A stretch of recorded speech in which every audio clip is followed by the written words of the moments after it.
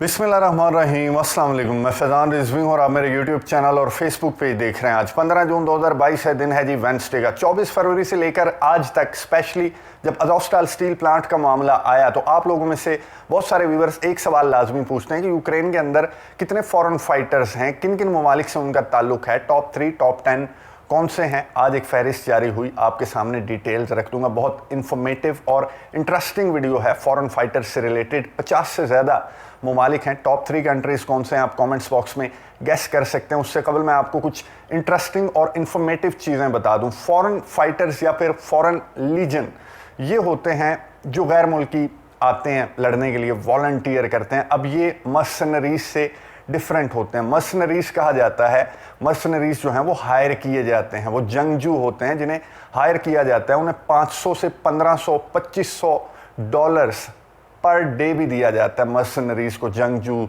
जो होते हैं। अब रशिया की जानिब अगर आप देख लें तो उसे ये दिखा रहे हैं, बैड बॉय दिखा रहे हैं रशिया को, व्लादिमीर पुतिन को, कि रशिया ने 20,000 से ज़्यादा जो मर्सनरीज हैं वो हायर किए हैं। अब इस जानिब आ जाएं तो वो कहते हैं फॉरेन फाइटर्स, वॉलंटियर्स, यूक्रेन के लिए लड़ रहे हैं, हक के लिए लड़ रहे हैं, जमहूरियत के लिए लड़ रहे हैं, रशिया के खिलाफ लड़ रहे हैं। रशिया एक डेविल है जिसके खिलाफ ये फॉरेन फाइटर्स लड़ रहे हैं। तो मर्सनरीज और फॉरेन फाइटर्स में डिफरेंस ये है कि उन्हें हायर किया जाता है, गवर्नमेंट लेवल पर हायर करते हैं मर्सनरीज को, जंगजू जो होते हैं उन्हें, और उन्हें पे किया जाता है। फॉरेन फाइटर्स जो हैं वो एक तरह के वॉलंटियर्स होते हैं, फिर वो एक और प्रोसेस भी होता है, फिर उन्हें पे भी किया जाना शुरू कर दिया जाता है उस मुल्क की जानिब से जब 3 साल का पीरियड मुकम्मल हो जाए और वो फॉरेन फाइटर्स जो हैं वो उस मुल्क में रहना चाहें तो, वरना वो अपना काम ख़त्म करेंगे, जंग ख़त्म होगी और वो चले जाएंगे वॉलंटियर। जैसे हमारे इस्लाम में ये है कि जहाद फ़ी सबीलिल्लाह, तो इनके डिफरेंट मकासद हैं। ये जो फॉरेन फाइटर्स हैं जो फॉरेन लीजन का हिस्सा बनते हैं, लीजन कहते हैं लश्कर, गैर मुल्कियों के लश्कर का जो हिस्सा बनते हैं, इनके डिफरेंट जो हैं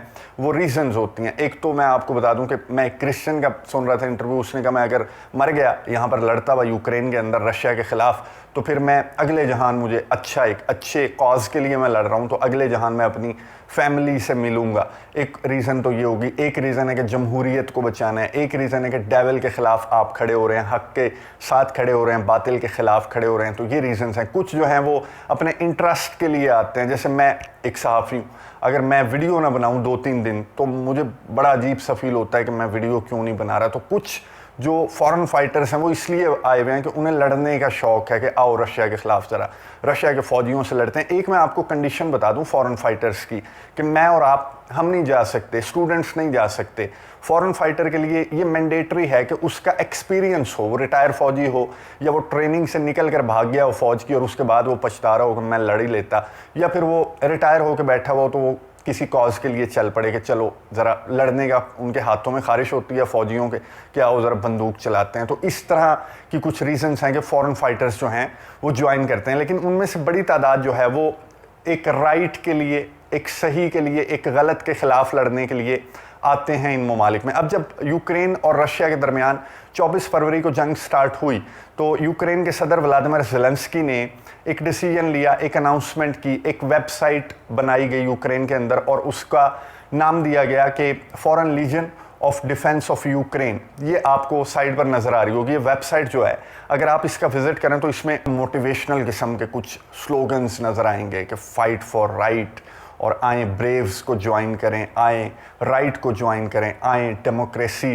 के साथ खड़े हों, आए डेविल के ख़िलाफ़ खड़े हों, और इस तरह के जो मोटिवेशनल किस्म के जो कोट्स होते हैं वो लिखे हुए हैं इस वेबसाइट पर। और इस वेबसाइट में फिर तरीक़ाकार बताया हुआ है कि आप अगर लड़ना चाहते हैं यूक्रेन के साथ मिलकर रशिया के ख़िलाफ़ तो आप यूँ यूँ यूँ यूँ अप्लाई कर सकते हैं। ये लिस्ट दी हुई है पूरी दुनिया के जो ममालिक हैं, इंक्लूडिंग पाकिस्तान, इंडिया, पूरी दुनिया के जो ममालिक हैं उनकी लिस्ट दी हुई है कि आप अगर कोई इंफॉर्मेशन लेना चाहते हैं तो यहाँ पर अपने कंट्री में भी आप रब्ता कर सकते हैं। ज़ाहिर है पाकिस्तान में जो इस्लामाबाद में यहाँ पर यूक्रेन की एम्बेसी है उससे आप रब्ता कर सकते हैं, इन्फॉर्मेशन ले सकते हैं। फिर इस वेबसाइट पर आप ज्वाइन के ऑप्शन पर क्लिक करके आप ज्वाइन कर सकते हैं कि मैं एप्लीकेशन दे सकते हैं कि मैं एक रिटायर फ़ौजी हूँ या मेरा एक्सपीरियंस था लड़ने का, मैं फ़ौज का हिस्सा रहा, फिर मैंने छोड़ दी थी तो मैं इसलिए ज्वाइन करना चाहता हूँ।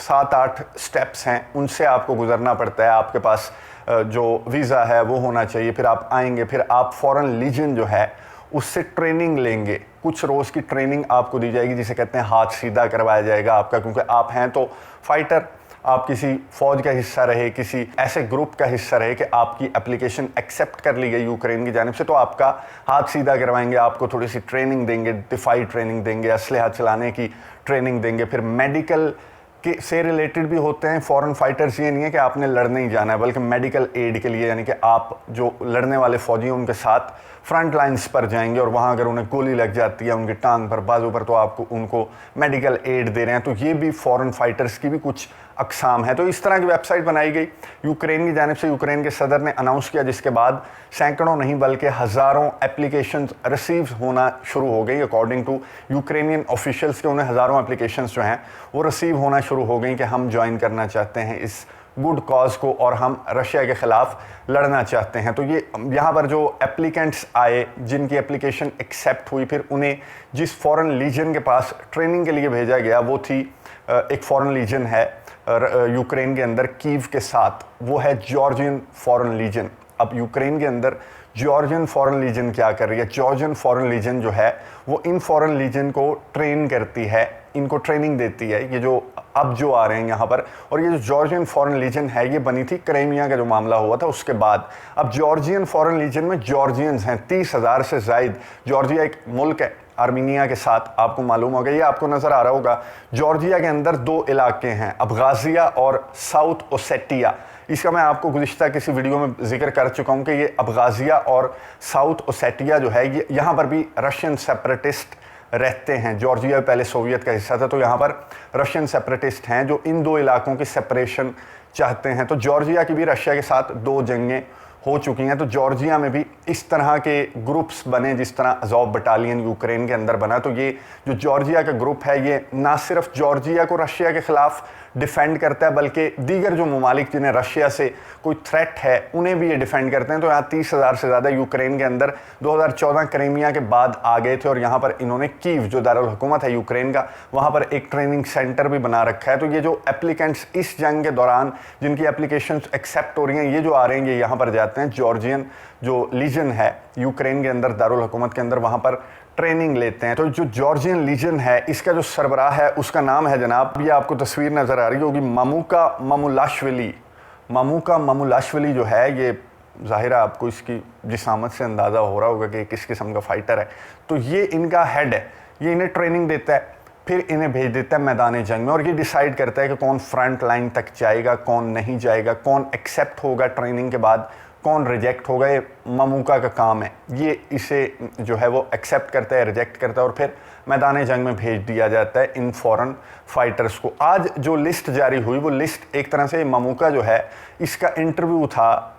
इसने बताया इंटरव्यू के दौरान कि 52 ममालिक के फॉरेन फाइटर्स यूक्रेन के अंदर रशिया के ख़िलाफ़ लड़ रहे हैं, 52 ममालिक के, और इनमें जो टॉप 3 कंट्रीज़ है अकॉर्डिंग टू मामूका, टॉप 3 कंट्रीज़ में उसने पहले तो अपने मुल्क का कहा कि जॉर्जियन। ज़ाहिर है जॉर्जिया के 30,000 से ज़्यादा फाइटर्स हैं यूक्रेन के अंदर, लेकिन वो मामूका ने ये कहा कि जॉर्जियन जो है वो सबसे ज़्यादा फाइटर हैं। ऑब्वियसली जॉर्जियन तो 2014-15 से हैं, इसलिए उनकी स्ट्रेंथ सबसे ज़्यादा है। लेकिन जो दीगर लिस्ट बताई मामूका ने, उसमें टॉप जो टोटल जो हैं वो 20,000 फॉरेन फाइटर्स हैं। 20,000 जो फॉरेन लीजन है उसका हिस्सा 20,000 लोग हैं जिन्होंने रिसेंट जंग को ज्वाइन किया, 20,000। उनमें से 3,000 से ज़ायद जो टॉप कंट्री है वो है अमेरिका, और दूसरे नंबर पे तकरीबन 3,000 जो फॉरेन फाइटर्स हैं वो हैं बरतानिया के। उसके बाद अकॉर्डिंग टू अल जज़ीरा, अब मामूका ने टॉप 3 कंट्रीज़ में बताया जॉर्जिया, अमेरिका, बरतानिया। अल जज़ीरा के मुताबिक टॉप 3 कंट्रीज़ हैं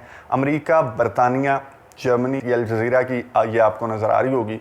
अल जज़ीरा के मुताबिक अमेरिका, बरतानिया, जर्मनी। भारत से 500 एप्लीकेशंस रिसीव हुई। मामूका ने बताया कि भारत से 500 एप्लीकेशंस रिसीव हुई, 52 ममालिक हैं, और इज़राइल जो है वो चौथे 5वें नंबर पर आता है, जिसके बाद लैटविया भी है, पोलैंड भी है, दीगर जो यूरोपियन कंट्रीज़ हैं उनकी बहुत बड़ी तादाद यहाँ पर है, जॉर्जिया भी है ज़ाहिर है, और 52 कंट्रीज़ की एक लंबी चौड़ी लिस्ट है जिसके फाइटर्स जो हैं, जो फॉरेनर्स हैं, वो यहाँ पर यूक्रेन में लड़ने के लिए आए हैं रशिया के ख़िलाफ़। दूसरी साइड पर रशिया के साथ चेचन हैं, रशिया के साथ जो डॉनबास रीजन के जो रशियन एथनिक सेपरेटिस्ट हैं वो हैं चेचन, जो हैं वो ख़ुद चेचन रिपब्लिक जो है, चेचनिया जिसे कहते हैं, रमज़ान कादिरोव इनके सदर हैं, लीडर हैं।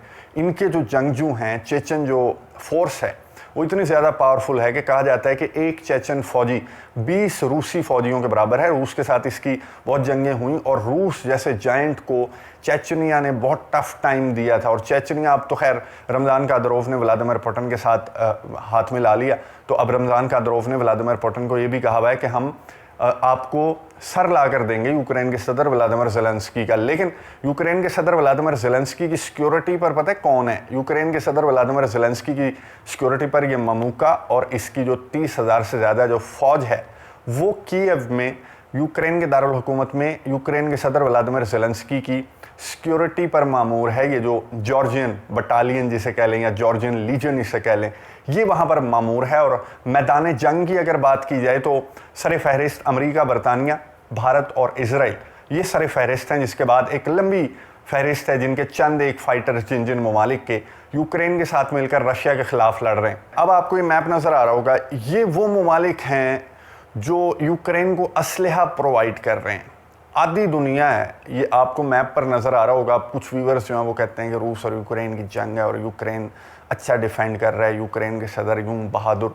अब आपको डिटेल समझ आ गई होंगी। 20,000 फॉरेन फाइटर्स हैं 52 ममालिक के, और आधी दुनिया जो है वो यूक्रेन को असलहा गोला बारूद प्रोवाइड कर रही है। और फिर भी यूक्रेन के सदर व्लादिमीर ज़ेलेंस्की कह रहे हैं कि हल मिन मज़ीद, मुझे मज़ीद असलहा गोला बारूद प्रोवाइड करो। जो मेरी डिमांड है उसका 10% आपने अभी तक प्रोवाइड किया है, तो मज़ीद मुझे असलहा गोला बारूद प्रोवाइड किया जाए। अब अमेरिका की जानिब से, पेंटागन की जानिब से इंपॉर्टेंट स्टेटमेंट सामने आ चुकी है कि अमेरिका लॉन्ग रेंज वेपन भेजने वाला है 2 रोज़ के अंदर। बल्कि वो लॉन्ग रेंज जो मिसाइल जिसकी अनाउंसमेंट की थी अमेरिका ने, तो वो पोलैंड पहुंच चुके हैं और वहां पर ट्रेनिंग दी जा रही है यूक्रेन के फौजियों को। आज जो नेटो के चीफ हैं उन्होंने भी अपनी स्टेटमेंट में कहा कि यूक्रेन के फौजियों को ट्रेनिंग की ज़रूरत है। ये जो मॉडर्न वेपन है ये हम ऐसे यूक्रेन को नहीं पकड़ा सकते कि वो यूक्रेन जो है वो ज़ाया कर दे या इसका मिस यूज़ करे, कि रशिया के अंदर भी ये जा सकते हैं। रशिया के मेन सिटीज़ तक इनकी रेंज है। ये लॉन्ग रेंज मिसाइल्स हैं जिनकी अनाउंसमेंट की गई हैं जर्मनी की जानिब से, डेनमार्क की जानिब से, अमेरिका की जानिब से। तो ये अब ट्रेनिंग दी जा रही है पोलैंड के अंदर, और ये जो लॉन्ग रेंज वेपन है ये पहुंच जाएगा बहुत जल्द यूक्रेन के अंदर। लेकिन ये जो फॉरेन फाइटर्स हैं इनकी कुछ जो ड्यूटीज़ हैं वो असाइन की जाती हैं इन्हें। और ये जो फॉरेन फाइटर्स हैं ये 3 साल के कॉन्ट्रैक्ट के तहत भी एक मुल्क में मौजूद रह सकते हैं एज़ फॉरेन फाइटर। इनमें से जो मैक्सिमम हैं वो जंग ख़त्म होने के बाद, उनके इंटरव्यूज़ जो हैं उन्होंने कहा हम जंग ख़त्म होने के बाद वापस लौट जाएंगे, या फिर अगर रशिया ने इन्हें कैप्चर कर लिया, पकड़ लिया। जैसे कि रिसेंट मिसाल मैं आपको बताऊं कि 3 जो फाइटर्स हैं जिनमें से 2 जो हैं वो बरतानवी थे, उन्हें सज़ाए मौत सुनाई गई है जो डोनेट्स्क रिपब्लिक की जो अदालत है उसकी जानिब से। अब बरतानिया की जानिब से बहुत ज़्यादा स्टेटमेंट सामने आ रही थी, लिज ट्रस हों या फिर बरतानिया के ऑफिशियल्स हों, उनकी जानिब से ये कहा जा रहा था कि ये फॉरेन फाइटर्स हैं, फॉरेन फाइटर्स को आप डेथ सेंटेंस नहीं सुना सकते। मर्सनरीज जो हैं, जो जंगजू होते हैं, उन्हें आप इस तरह की सख्त सज़ा सुना सकते हैं। लेकिन जो फॉरेन फाइटर्स हैं, जो वॉलंटियर्स हैं, वो अकॉर्डिंग टू इंटरनेशनल लॉ उनको वॉर प्रिजनर कंसीडर किया जाता है। उन्हें यूक्रेन का शहरी कंसीडर किया जाएगा, एक वॉलंटियर कंसीडर किया जाएगा और उन्हें वॉर प्रिजनर कंसीडर किया जाएगा जिनका बाद में तबादला कर लिया जाएगा। मर्सनरीज हैं तो उनके साथ फिर दूसरा मुल्क जो है वो जो सलूक करना चाहे वो कर सकता है। और वो जो मर्सनरीज हैं, वो जो जंगजू हैं, वो आते इसी मकसद के लिए हैं कि उनकी ट्रेनिंग होती है, जाहिर है उनका काम ही लड़ना होता है, तो वो उन्हें बहुत ज़्यादा पे किया जाता है। तो वो अपनी जान का यूँ कह लें कि वो ले रहे होते हैं पेमेंट। तो वो $2,500, $1,500, $500 से स्टार्ट होकर $2,500, $3,000 तक पर डे उन्हें पे किया जाता है। तो अगर वो पकड़े जाएं तो उनको डेथ सेंटेंस, इस तरह की सख्त सज़ाएँ सुनाई जा सकती हैं, लेकिन फॉरेन फाइटर्स को नहीं सुनाई जा सकती। यही यूके ने आवाज़ बुलंद की कि आपने डेथ सेंटेंस दी तो आपको ये नहीं करना चाहिए। तो अब रशिया की जानिब से, मॉस्को की जानिब से एक स्टेटमेंट सामने आई। मॉस्को के तर्जमान ने